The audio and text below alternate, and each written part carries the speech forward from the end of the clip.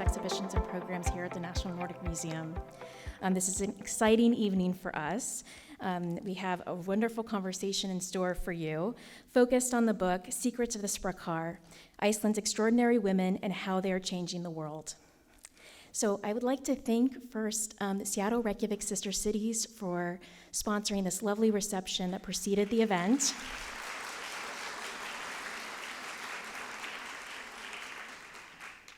And it's my great pleasure to introduce you to First Lady of Iceland and author Eliza Reid.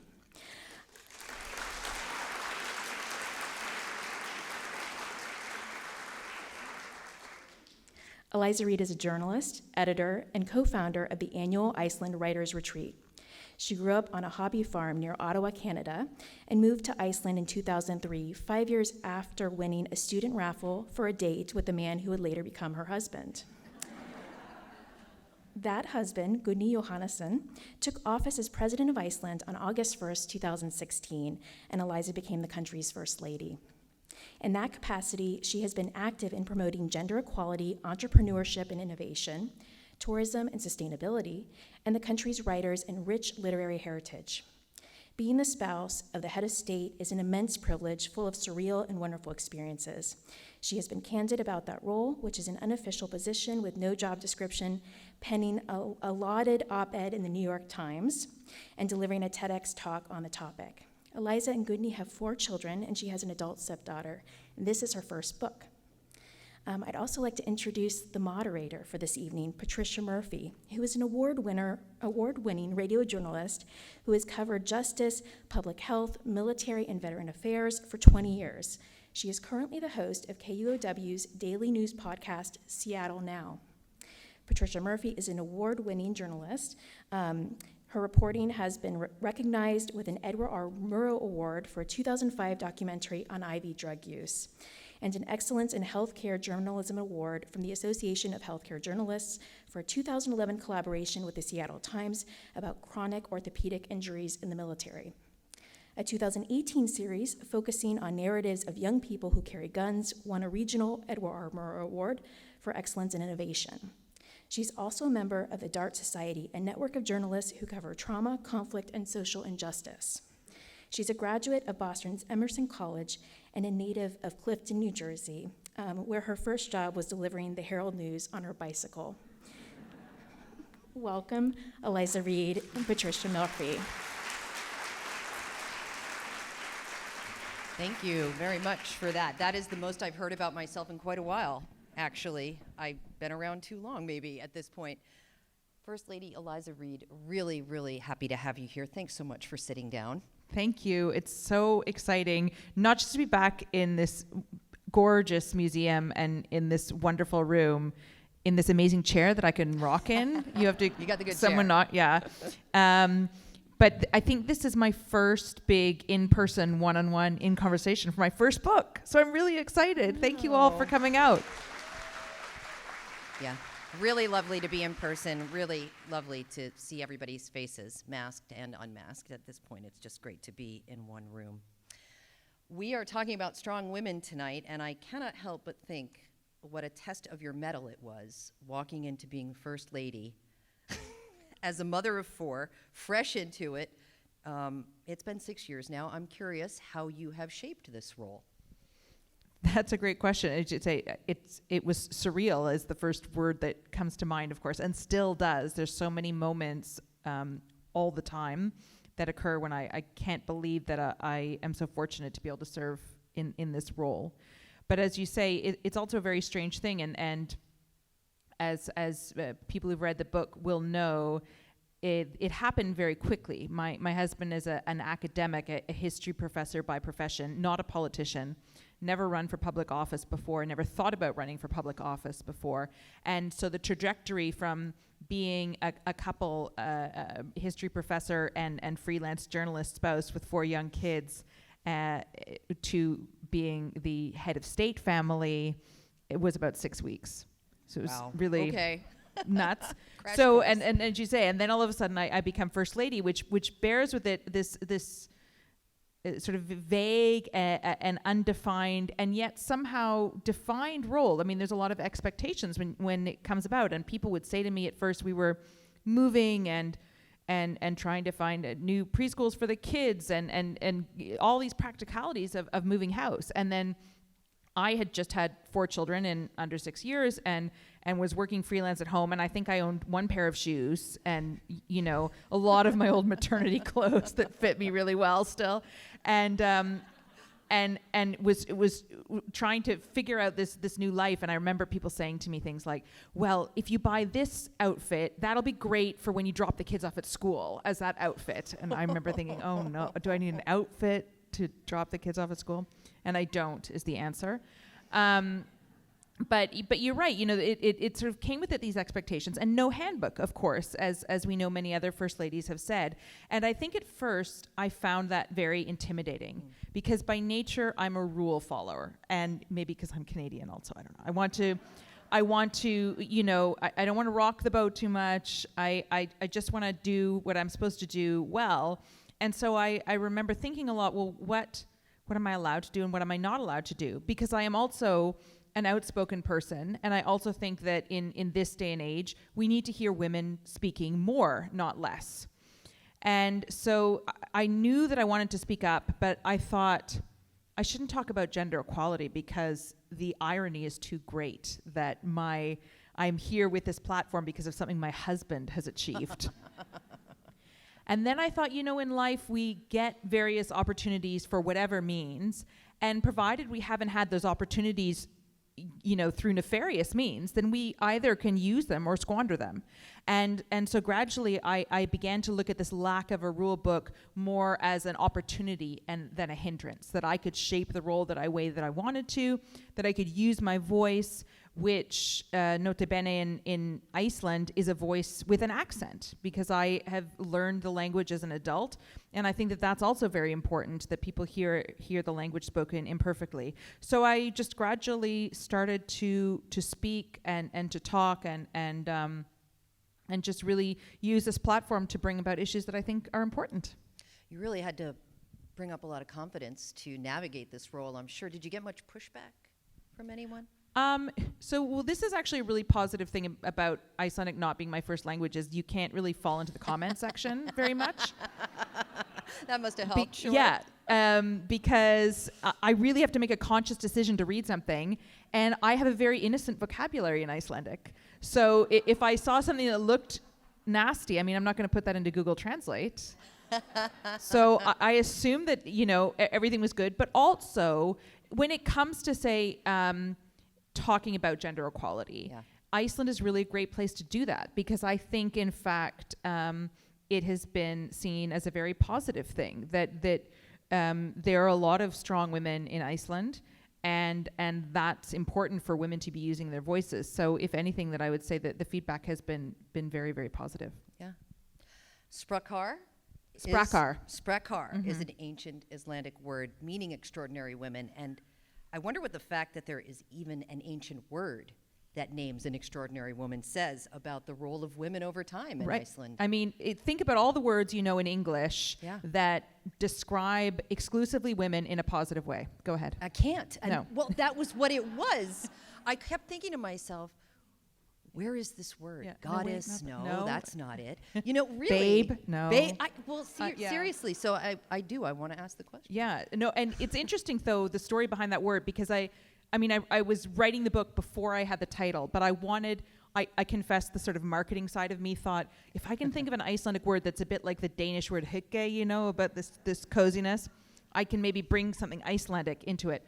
And then I thought of the word for equality first, which is jafnrétti, which doesn't quite roll off the tongue in the same way. Yeah. And then a friend of mine who is another immigrant, which I love this idea, talked about this word, Sprakkar, singular, or Sprakkar, plural, because it's such an obscure word in Iceland that it's really fallen out of usage. It's not something that people know. We keep track of the language so much that you can look up when the last reference of it was. So it was like 100 years before it had been used in a publication, and then it had been 4 times in poetry in 1,000 years. And so I called the head of the Arni Magnusson Institute in Iceland to see if it was okay to use this word, because I thought maybe I'm misunderstanding it. And she didn't even know the word, and my husband didn't know the word, and my mother-in-law, who's an Icelandic teacher, didn't know the word. So I kind of like that. Glad you brought it back. I know, it's a great word, back, right? yes. I think we can all. I want to use it in English as well all the time. Yeah, it's lovely. Why did you want to write the book? So the pragmatic answer is a little bit the pandemic, to be honest. I have always done a lot of writing. I used to edit Icelandair's in-flight magazine. I worked as a journalist for Iceland Review. And we have this wonderful phrase in Iceland, að ganga með bók í maganum, which means to walk with a book in your belly.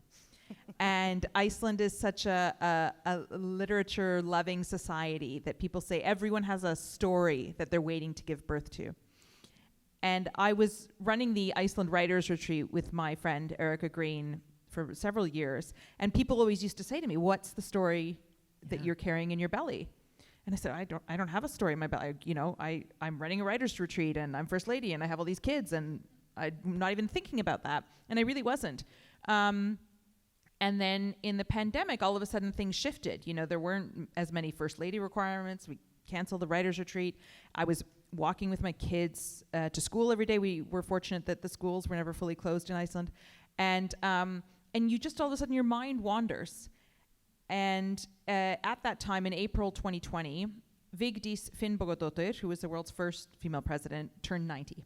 And there was supposed to be a big celebration, and it was canceled, of course. And I remember thinking, everyone was talking about it. It was all over the news. And then I thought, of course, abroad, nobody knows about Vigdís, or fewer people know about Vigdís, or that Iceland had a female president for 16 years before anybody else did. And I thought, what a shame that nobody knows that abroad. And that's kind of what sparked the idea for me, this idea that I could maybe paint a portrait of a country where gender equality was sort of tantalizingly within reach, and yet, oh so far. There is work to be done, but we can talk about that. You talk to a lot of women. I wonder how you decided to profile them, who you wanted to profile in this book. So I spoke to about almost 40 women, 39 women, I think, some individually and some in groups.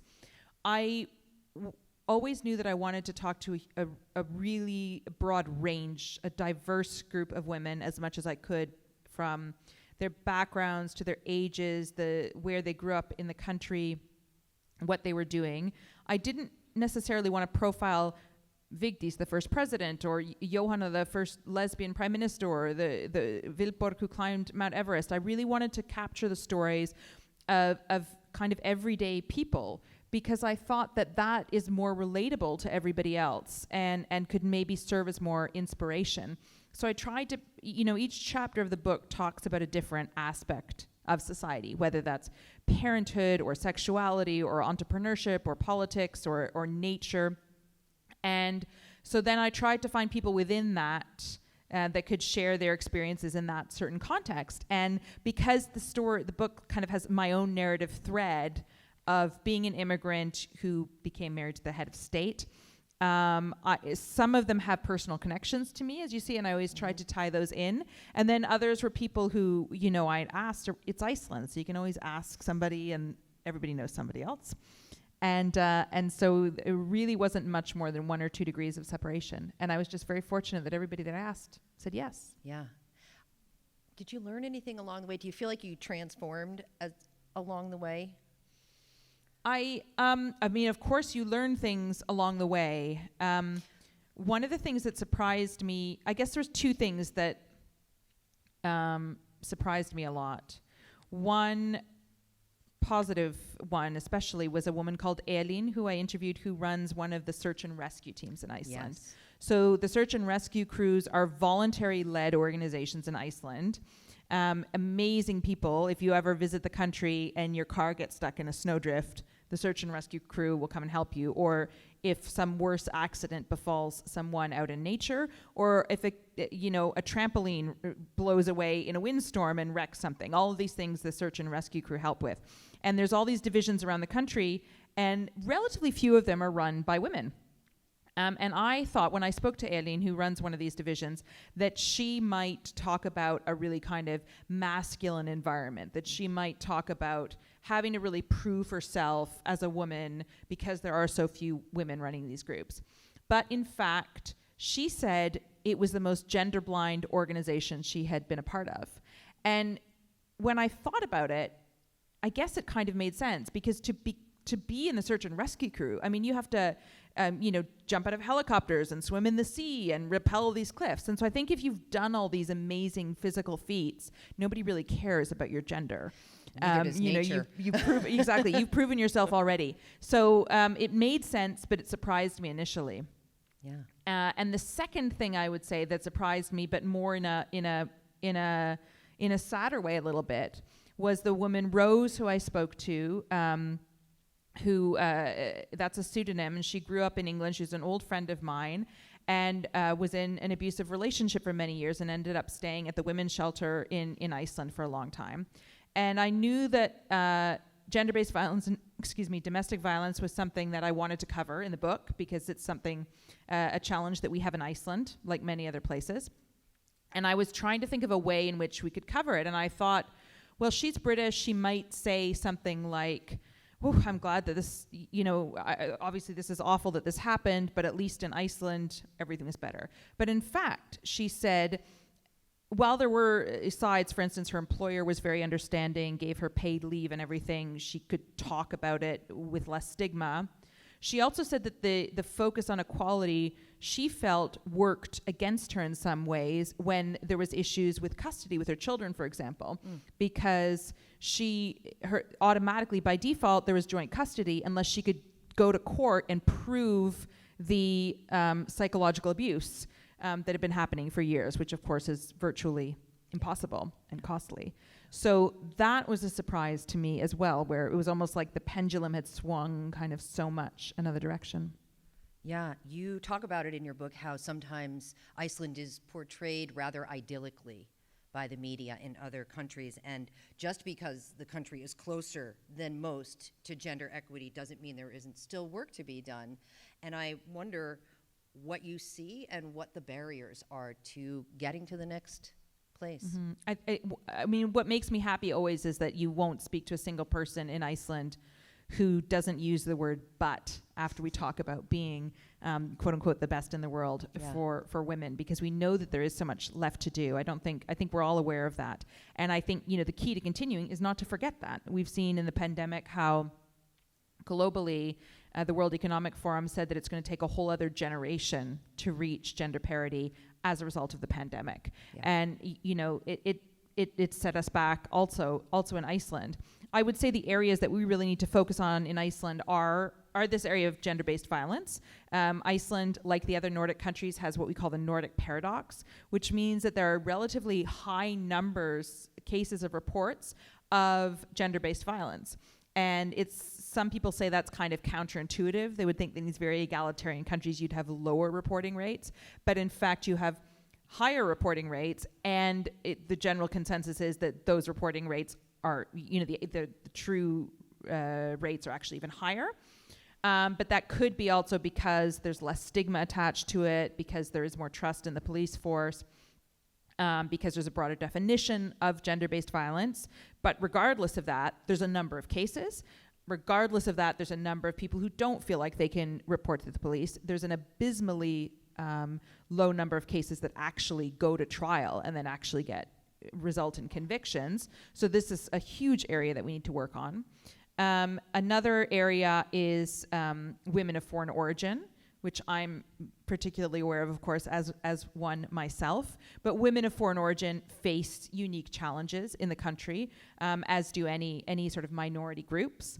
So one of the points that I try to make in the book is this idea that working towards gender equality isn't trying to make life better for one elite group of white Nordic women. It's to make quality of life better for everyone. And therefore, we can't forget groups like immigrant women, women of color, queer women, women with disabilities, and all of this. We need to make sure the umbrella is very, very open to increase equitability and equality for everyone. And again, I hasten to add as well that increases quality of life for the whole society, not just for women either. And finally, I would say an area that we need to work on a lot is the representation of women in corporate life. We don't have enough women running companies. We don't have enough investment in women-led companies. We don't have enough women doing the investing. And until women also control more of the pocketbook, we won't see more equality in that field. You tell a great story of a woman in a boardroom. It's the first story in the book. When I first moved to Iceland in 2003, I got a job for a small software startup, which was, I think I was the fourth woman who worked there, and there was 20 men or something. And the chair of the board of the company was a woman. And one day when I was walking by, the board was meeting, she was chairing the meeting, and she was nursing her baby because she just had a baby, and a few months later she was back at work, and she's just nursing the baby, and nobody cared. All these guys were there. Nobody was kind of looking away awkwardly, and nobody was making a joke, and it was just completely normal and natural. And that image stuck in my mind so much. I was in my 20s, and I wasn't thinking about having kids anytime soon, but I just remember thinking, wow, of course this is normal and natural. But for me as a Canadian, I thought I wouldn't see that in Canada very much, I think. And that was 20 years ago. Yeah. So it was really something that stuck in my mind. And then there's this wonderful bit of, serendipity in the story, or I don't know if you call it serendipity, but it shows you Iceland's size as well, of course. Yeah. As I say, that I stayed in touch with this woman over, on and off throughout the years. And she was always very helpful to me when I was starting my own company, my own business. And then she was one of the candidates for president when my husband ran for president as well, and finished in second place. And she took time off. Did she take time off to have? That was another candidate, another election. So, but it was, it was so, I don't know, there was something so Icelandic about it when we were on the campaign trail, and you say, "Oh, hi, and nice to see you again." And I don't want to paint this rosy picture. And of course, I have a different perspective because my husband won. But I always got the sense on the trail that people were really talking about, why should you vote for me, not why should you not vote for everybody else. Fascinating. Let's talk a little bit how Me Too shows up, the Me Too movement in Iceland. Yeah, Me Too hit Iceland like it hit everywhere else. There was a big conversation about Me Too in politics, in parliament, big conversation about Me Too in the theater, in culture, big conversation about Me Too in the immigrant community, really everywhere, touches everywhere, like here. And as we say, every time we think, again, this has happened again, and we still see stories again appearing in the media.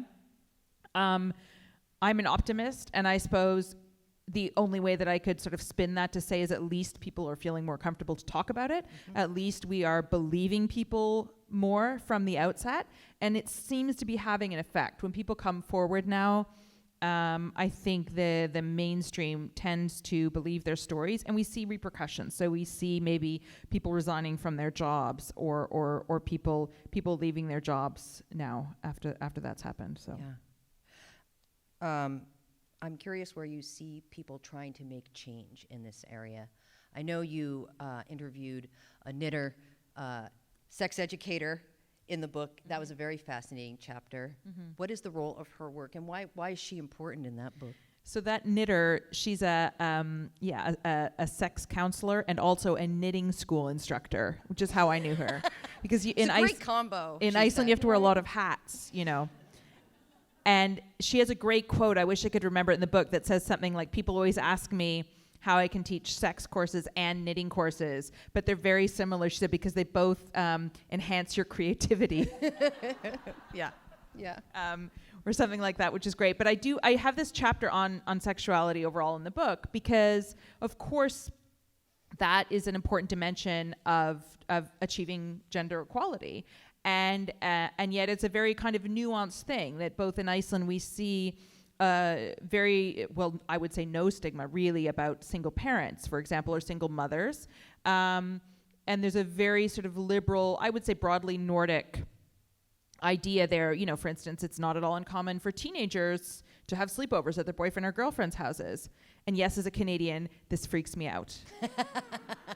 I'll say a little bit. I think it's very important. I think it's very important to discuss. Yeah, it freaks me out a little bit, but I'm trying to get used to that because, right? But it was something important that I thought to talk about in the book. And, you know, again, it comes and goes. I think as Ragga, this woman that I spoke to, mentioned, along with this sort of more, I guess, for lack of a better term, sort of open liberal attitude, of course, we have Europe's highest rate of chlamydia infections. We also need to teach people a lot, hopefully this comes with it, an understanding more about the ideas of setting limits and consent, and people are much more open about talking about that. But of course, there's this sort of alcohol culture on the weekend too that can create downsides to all of this. So, you know, everything is kind of nuanced there. But I felt that was something important to talk about. And Ragga was very fun to interview. Yeah, it was a neat chapter in the book. Very interesting. You know, for 12 years in a row, Iceland has been named the world's best country for gender equality. And like we've been talking about, that work has been intentional on the country's part. And you have the world's strongest laws on workplace equality, equal pay, political representation for women, strong family leave policies. You talked about you didn't even think you would have more than one child, and now you had four. The testament to the strong family leave policies. I want to talk about your experiences as a woman prior to becoming First Lady when you got this platform, because you were a working journalist and a writer, which is a very unforgiving business. I can speak from experience. What was that like for you, trying to navigate that? Just like juggling all the balls, you mean? I mean, I think there was an advantage in the sense that then I could control my own hours, like my husband did too, actually, at the university. So neither of us had jobs where we had to clock in at 9 and clock out at 5 or whatever it was. We could really work and balance things out the way that we did. We lived very centrally, so we didn't have long commutes. And again, this sort of social sort of welfare network really helps, because even though I was self-employed, I had full parental leave payments and benefits. We had heavily subsidized childcare. So all of that really helps. Plus this whole very family-friendly society. So, you know, you bring your children with you to a meeting. I mean, the last time that I was sitting in this room, I had one of my children with me, who I brought on the trip. And I think people are very used to bringing kids along if you need it or not. And both parents are really sort of involved. Plus also, you know, like I was saying, I had one pair of shoes. I didn't, you know, it's all a balance with everything.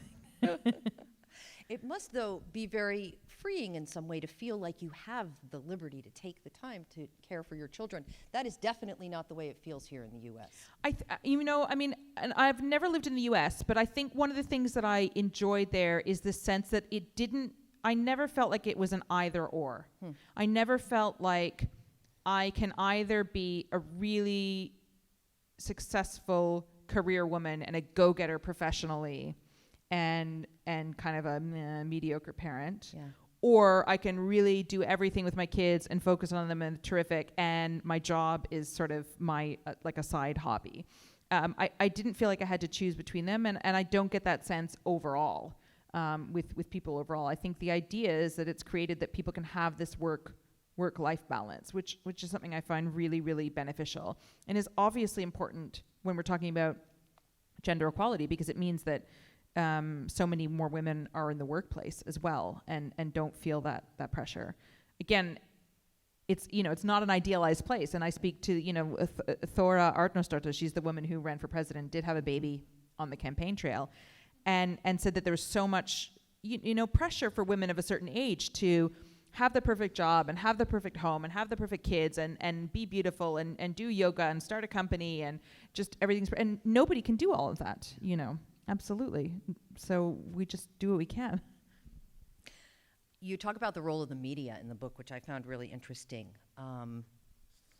How can the media work to break some of the structural inequity that we perpetuate, through our storytelling often? Yes. I mean, the media I find is so fast. There's so many facets to it, right? I think one is the people working within the media. It's just examining how diverse we are in our representation. And I know myself, I edited this magazine for Iceland Air, and when I was picking stories, I of course knew, we wrote about the North last issue, let's write about the Southwest this time, or different areas. But then I would count how many how many interview subjects were women or men. And I would consider myself a strong feminist. And unless I counted, it would never be equal.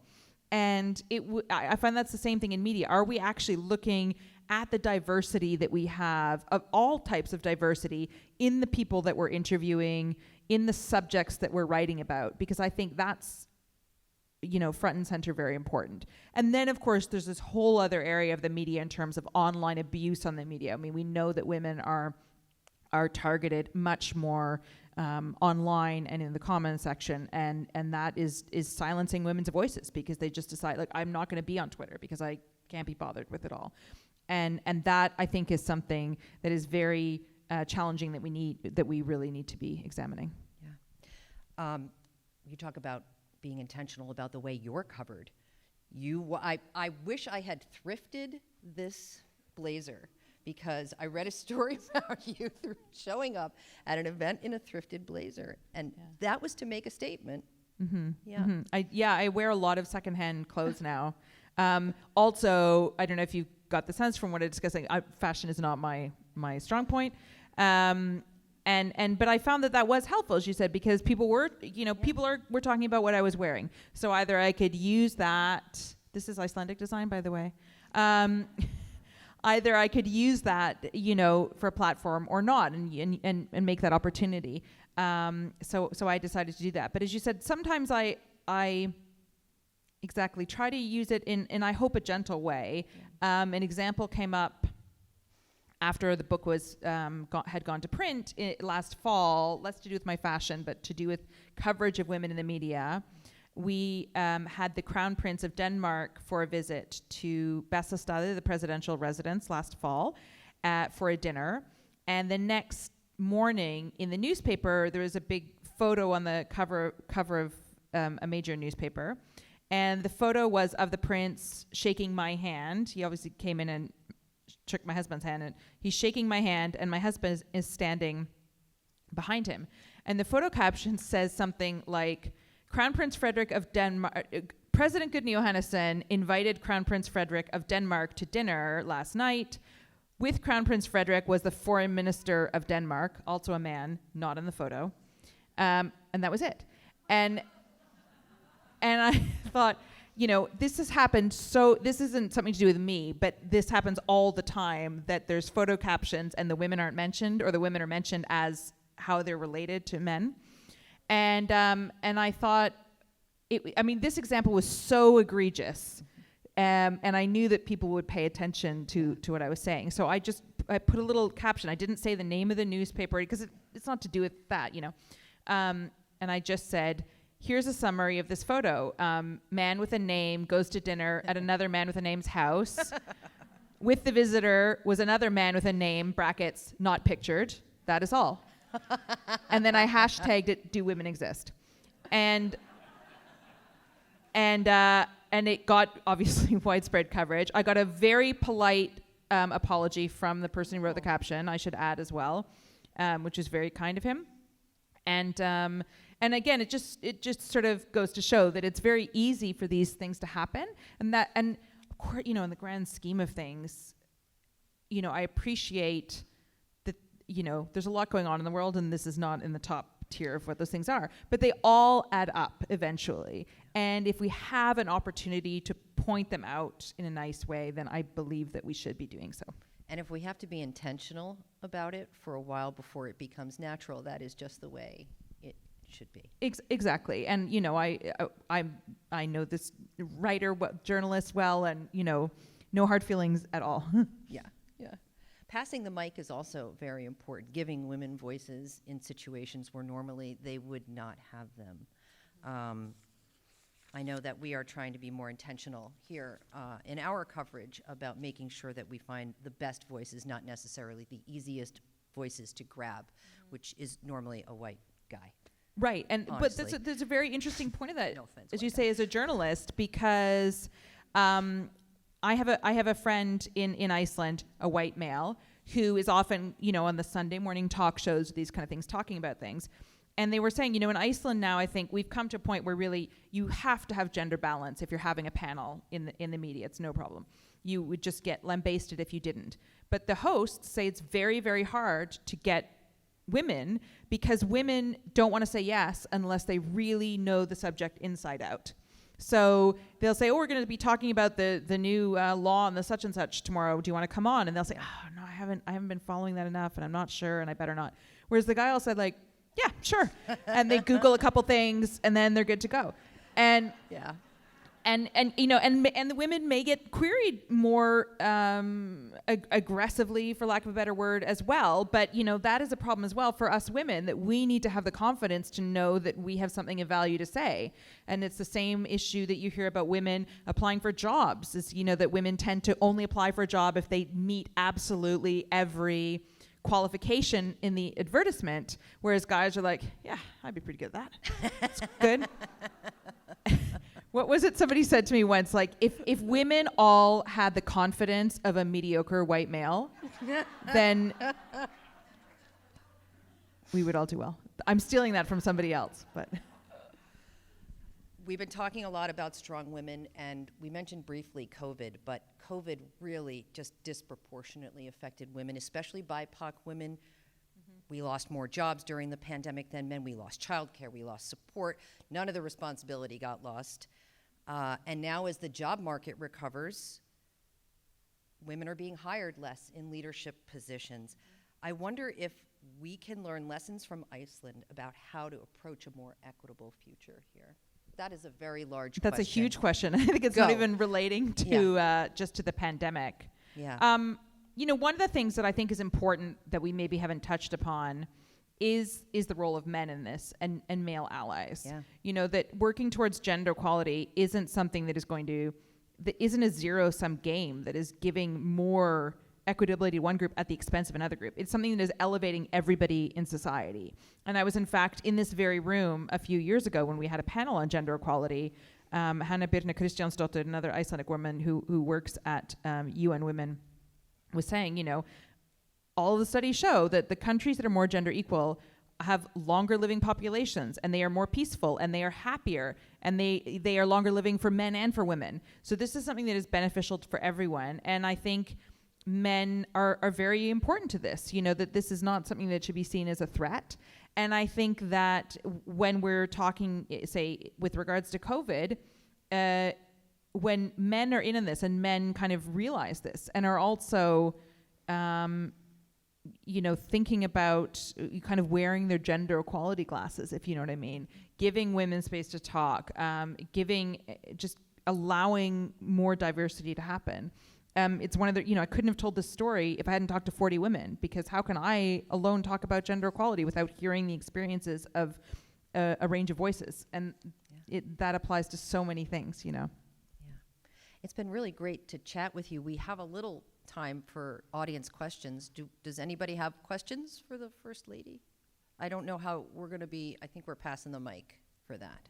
Oh, we have a mic. Fantastic. And can I just say, I'm so tickled that there are so many of you here. I'm so excited. Thank you.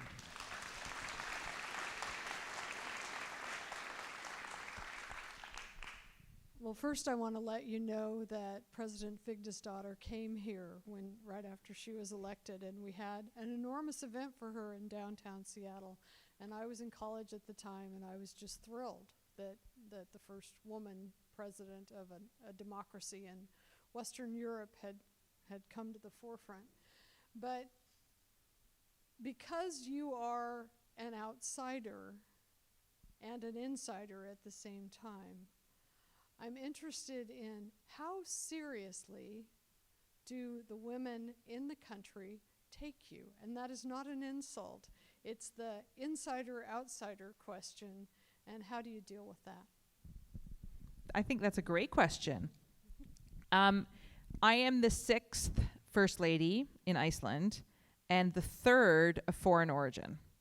So the first First Lady, Geirge Bjørnson, was Danish, maybe a little bit less exotic than anything else. And then, of course, when Vigdis was president, she was a single parent. She didn't have a partner with her. Ólafur Ragnar Grímsson, who served as president after that, his first wife passed away, sadly, quite relatively soon after he took office. And he remarried a few years later a woman called Dorit Musayev, who is originally from Israel. And so she is kind of the most recent known first lady before I was. And she also, had moved to Iceland as an adult. She had married Ólafur Ragnar in her 50s or even 60s perhaps. And so, she was learning a language also later in life. So even though we have quite different backgrounds, we really had that in common as well. And so I think in Iceland, my background, I haven't been criticized at all for that. Although, again, refer to the earlier comment about not understanding the comment section at all. So my sense is that no, and I think if anything, people were happy with the fact that I spoke the language already. So when Glenn was running for president, I tried to speak at all of the events as well, and people could see that I spoke the language. Although there was one campaign event, I think our biggest campaign event, hundreds of people were there, and I was introducing him, and I said, I am so thankful for all the support, but I used the masculine version of thankful rather than the feminine, and so I stopped myself, and I said, oh, no, I'm not, thakklautur, because that's a masculine word. I said, I am thakklöt, which is, I thought the feminine version, but actually kind of meant lazy somehow, like... And everybody laughed. And I was like, yes, I nailed it. That was great. And then I went, my husband started talking, and halfway into a speech, I thought, oh, I did that wrong too. That wasn't even the right word. But I would say that overall I've had a positive impression. And as you said, that's the only way that I exist in the country. So I can't really say how it is otherwise, but I would say more positive than negative, certainly as First Lady as well. You have to be able to laugh at all this stuff along the way. Oh my goodness. I could tell you 1,000, and there's a lot, the best stories of the language, at least, I can't tell in public. Yeah, but it's good you have a good sense of humor. It's good. I had a question about your last name. I noticed your last name does not match your husband's last name, which is somewhat common socially in the U.S., but not for politicians, right? I think of Hillary Rodham, who was really pressured to become Hillary Clinton when her husband was running for president. So is that something more common in Iceland? Yes, actually, because the Icelandic naming system is a system of, patronymics, really. So my husband, Gudni Jóhannesson, is Gudni, the son of Johannes. And his father's name was Jóhannes Simonsson, Johannes, the son of Simondur. So it's actually illegal for women to take their husband's names when they get married, because all of a sudden you can't be the son of your father-in-law. You are allowed, if you are of foreign origin, as I am, you're allowed to adopt your husband's last name, because so there's maybe foreign-born women who might be something Magnusson because they've taken the spouse's surname, but almost everybody wouldn't do it, would keep their own name. Everything is done alphabetically by first name, so the surnames aren't really so important. So my husband has a daughter, Ruth. Her name is Ruth Guðnadóttir, daughter of Gudni. And then my husband and I had 3 sons, and so their last names are Gudnason, son of Gudni. So he is Gudni Jóhannesson, Eliza Reid, Gudnason. And then we had this little discussion because I always felt like son of Gudni, and I felt like I put a bit of work into them also, arguably more, one might say. And so we had sort of thought, if we have daughters, why don't we give them my name? Because usually we'd say Guðnadóttir, which is a bit harder for foreign, the Canadian family or something to say. And Gudni said, yeah, we'll do that. And of course we just had sons, so he could have just said this, right? And so finally then with our fourth child, we were having a daughter, and I said, okay, I mean, really, what do you think about this? Because even in Iceland today, it is far, far more common to still use the father's name and add son or daughter, even though, as my mother would say, you're more likely to know who your mother is than who your father is. But so, I mean, you do, it is increasingly common that you might get both surnames or not, but it's still, I would say 90% at least, to take the father's name and add son or daughter. And I said to Goodney, do we really want to do this? Say, use my name. And he said, well, do the boys feel any less your children because they're called Glunason? And I said, of course not. They're my sons. And he said, well, I feel the same way if our daughter is called Reid. So her last name is Reid. That's the long and the short of it. Yeah.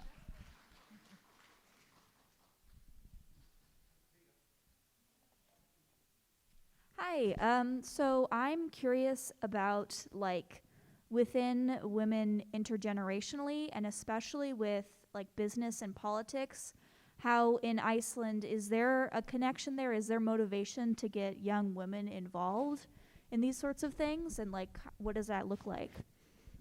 Thank you for that question. It's really interesting. I would say anecdotally, I don't have the sort of statistics necessarily, but I would say that generally, say in politics, there are a lot of young women. Well, I guess it depends on what you mean young. The prime minister is my age, is very young, 46. But there's a number, there's senior cabinet ministers who are in their 30s. One just turned 30, so she was in her 20s as a senior cabinet minister. So certainly there are younger politicians, to a degree, also in business.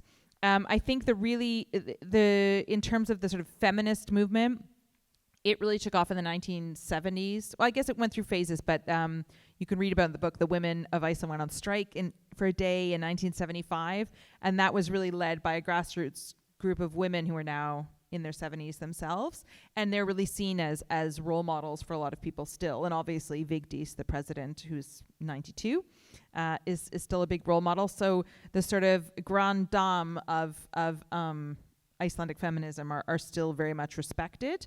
But there's I think a healthy evolution with all of this, right? I think the younger generation realizes there's more to do and is maybe less willing to put up with BS that older generation would have had to.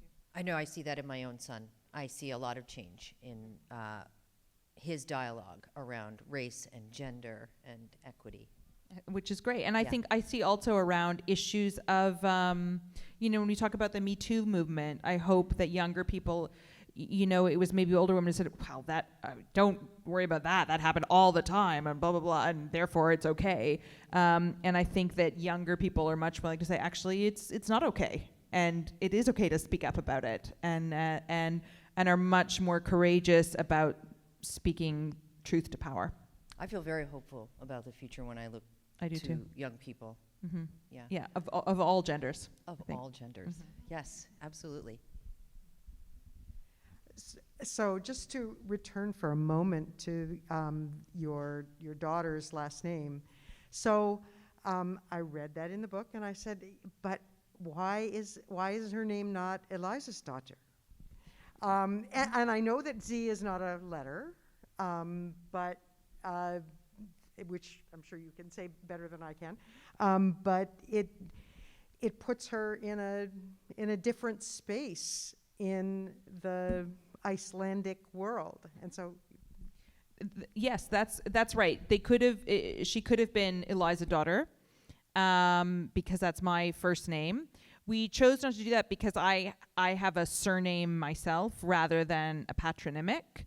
And so there are a few Icelandic surnames that exist, and then the name tends to be passed down rather than the patronymic. And so we chose to do it in that way. But you're right that we could have done it in the other way if we wanted. Although I feel like that would have been strange both to Icelandic and to foreign ears to have Eliza daughter. So we will have one. But unusually Reid, spelled my way, actually means angry in Icelandic if you're a woman.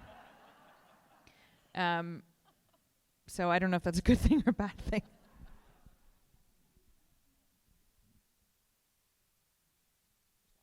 Yeah, first of all, I want to welcome you to Seattle and to say that I really, really enjoyed your book. I thought it was excellent the way you put together a lot of very complicated issues in Icelandic society, made it incredibly conversational and personal, and then did it through the voices of a variety of people, something I know is really hard to do. So I just want to congratulate you on being able to do that. Thank you very much. It was also a very nice read. It's just anecdotal, since you were looking at gender equality, and we'll say as a given, yes, Iceland has come such a long way toward equity and gender. But in my experience in Iceland, I've noticed a few areas where I don't see discussed much there, and where I've seen what I see as some inequality, and I was just wondering your thoughts on it. One is that many of my friends in Iceland who are in their 50s, they can't get a job. Younger women will get a job much more easily than women in their 50s. This is just anecdotal from people who are friends of mine, but I'm watching it happen again and again and again, that if they try to go from one job to another in their 50s, that there's a lot of trouble. I don't know if but that's what I've just found, just anecdotally among people I know there. And the second one that I don't know how much this is, I took a group of students over there once, and then since then I've done some just inquiring around, and with this, what you might call binge drinking, a lot of drinking on the weekends where people get quite drunk. I've never heard of that. I don't know. Sorry. You've never heard of the drinking. Yes, well, we'll put that aside. But that my students they were starting to be warned when they were in bars that people would say, don't leave your drink out because people put a drug in it for a date, and that you will then get drugged and go off and be raped. And to the point that, and one of my students, when he went up to a bar in Akureyri, when he went up to buy a drink, the bartender said to him, for the girls that he was with, the young women, the bartender said, do you want me to put something in that for you? And so after I heard this from my students, I went around and started asking people. And what I got was people being incredibly embarrassed, women. And it seemed to me, they would say, well, it came out that I think it happened to quite a few people that I knew, but nobody would talk about it. So this is an interesting point I think you make with both. To take the second point, this is sort of exactly what I was saying, that, these kinds of things happen in Iceland like they do everywhere else. And, we need to continue to focus on educating our men and our boys who are mostly the perpetrators of these crimes, that this is unacceptable. And it also shows you in your example that I talked about these higher cases of reporting of gender-based violence and sexual assault, that there's still a lot of cases that don't get reported because people are ashamed about it, or they feel guilty because they had a lot of drinks that night, and therefore that they feel they're in some way to blame for something that happened. And so that's something that we continue to need to reinforce, that in these situations that the victim is never to blame.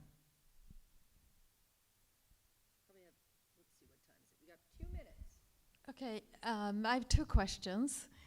The first question is, how do you teach your kids English? How do you make sure that they speak English? Or don't you? And then my second question is, I'm from Sweden, but I lived here 20 years. And in Sweden, which is very similar to Iceland with gender equality and both parents working, kids mature much earlier. And that can be a good thing or it can be a bad thing. How is it in Iceland? So the one with the English, I have always spoken English to my kids, and my husband has always spoken Icelandic to them. And so then they grow up kind of bilingual. I think it's easier in Iceland than the other way around, because they obviously have a wonderful basis in Icelandic living in Iceland, but English is so prevalent in so many ways that, I'm never concerned that they're not going to learn English. And as you say, when it comes to children maturing at a young age, I agree with that. I talk about that as well in the sort of sexuality chapter, that there's this idea, because there's very little helicopter parenting and kids are given a lot of independence from a young age, to walk to school by themselves, to run errands by themselves, take public transportation. That also kind of grows up to a lot of independence as they get older as well in all different areas, which, as you say, can be a good thing and a bad thing. One of the areas that Iceland's really worked to improve a lot in the last couple of decades is the idea of underage drinking and teenage drinking. Iceland used to have one of the highest rates of teenage drinking, and people of my age and older would talk about how that it was very commonplace to start drinking regularly when you were 14, 15 and going out on binge drinking in secondary school. And after really concerted effort by using medical expertise and from the city, which involved things like encouraging parents to spend time with their children and providing all kinds of subsidies and discounts to take part in after-school clubs and in sports so that kids were doing that, the rate of adolescent drinking and drug use has plummeted. That's great. How's mental health? I think that the services for mental health are reasonable, given it's the excellent healthcare scheme. Yeah. Again, another area that we need to work on destigmatizing things. I'm patron of the Pieta House, which is a suicide prevention organization. Iceland, about 35 people a year die by suicide in Iceland. It's still something that stigma is being reduced, but still something that we need to be talking about more, as with all kinds of mental health issues. So hopefully it's something that we're treating, but again, we can always be improving in so many areas. Yeah. First Lady Eliza Reid, we are out of time. This has been so lovely. Thank you so much for your book and for your time tonight. Thank you all for coming. Thank you.